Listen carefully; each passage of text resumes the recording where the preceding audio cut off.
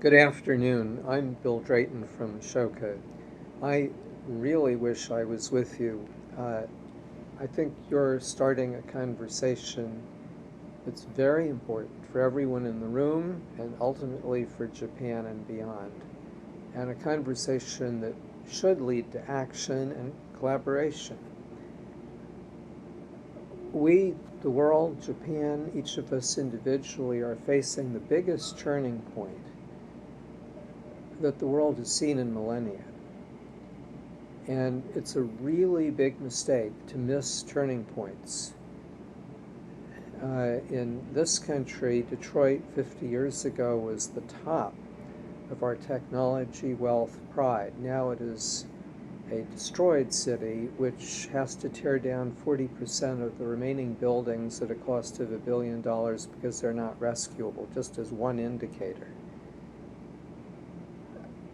Seeing a turning point and being able to really run with it is the biggest strategic opportunity. So what I hope to do in just a few minutes is to quickly sketch what that turning point is and what the implications are for all of us, and very importantly for Japan, since the people in this room are a key leadership group that could make a big difference. So what is this change? For millennia, there's always been a little change, but it was so small and so episodic that people didn't have to organize for it. So the game was efficiency and repetition. So think assembly line or professional firm. Education growing up was designed to give people a specific set of skills which they would repeat for the rest of their lives, be it as a baker or a banker. That whole world is falling apart. Why? Well, there are two central facts that are closely related. Since 1700, the rate of change has been increasing exponentially. That's just a mathematical fact. And that curve going up is matched by another curve going down, which is demand for repetition. I'll just give you one example. I'm sure everyone in the room will quickly have other examples. Across a narrow water from Japan, Alibaba has launched a lending operation, a big one, and it has a 0.87% failure to repay rate versus the Chinese norm of 0.95%. If this was a normal banking operation, they'd have 10,000, 20,000 lending officers, but they have zero. It's all a self-correcting algorithm. How many millions of bank jobs just floated out the window? Although people don't really fully understand that yet. So those two curves are facts, and they have now created the reality that the world is not organized with A fits B because they keep doing the same thing. Now A changes and bumps everyone around them and bumps everyone around them, and that process is accelerating faster and faster, and the web and others mechanisms are increasing the amplitude of bumping. So the strategic environment for every organization, be it a business or a citizen group or a religion, is a kaleidoscope of everyone bumping everyone else faster and faster. Being organized for repetition absolutely doesn't work over here. Here you need fluid, no walls, internal or external, open team of teams. You need everybody on your team to be able to see the part of the world they're dealing with, see the patterns of change, adapt, help the people around that particular person adapt, and also see opportunities. And then all 1,000 people on your team have to think together quickly and say, oh, there's a big new value-creating opportunity over here. But it's new, and so you've got to create a new team of teams, drawing the best talent from anywhere in or outside the organization, across disciplines, etc.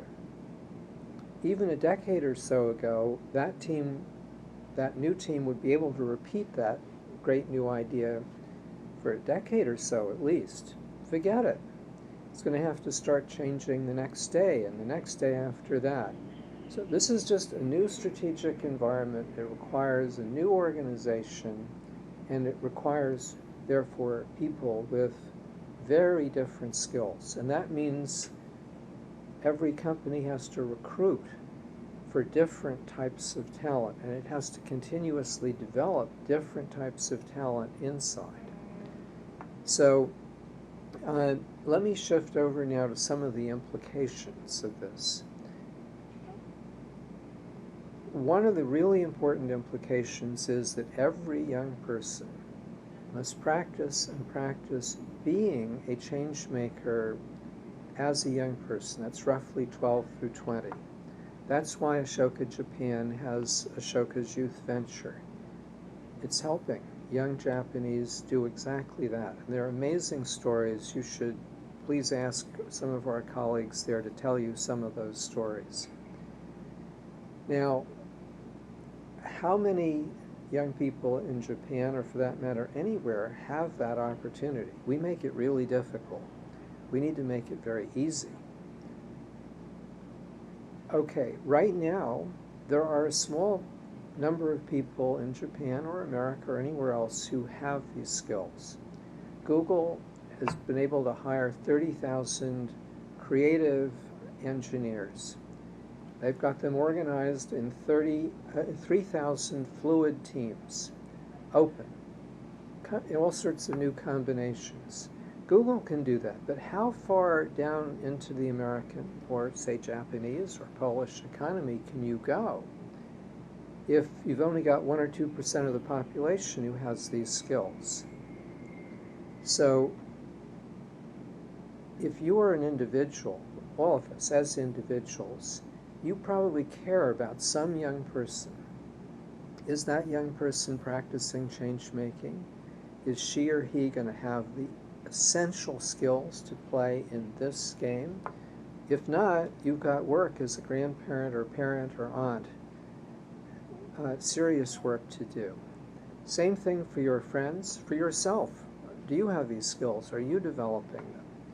And then think about your role as a leader.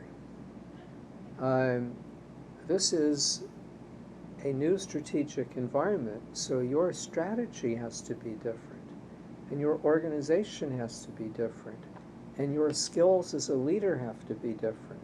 Now, I was just talking to the senior partner in my old firm, McKinsey, and he understands that the different parts of the firm are going to have to change.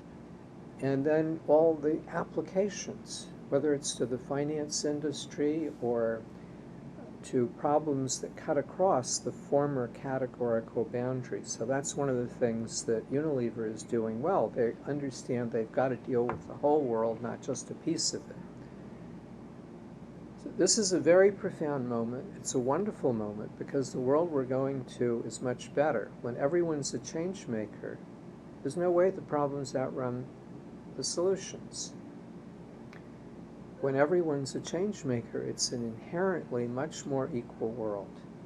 And when everyone is a change maker, everyone, not just the lucky people who are sitting in the room who have these abilities, everyone can express love and respect in action. And all the prophets and all the scientists have told us clearly that that's what brings health, longevity, and happiness.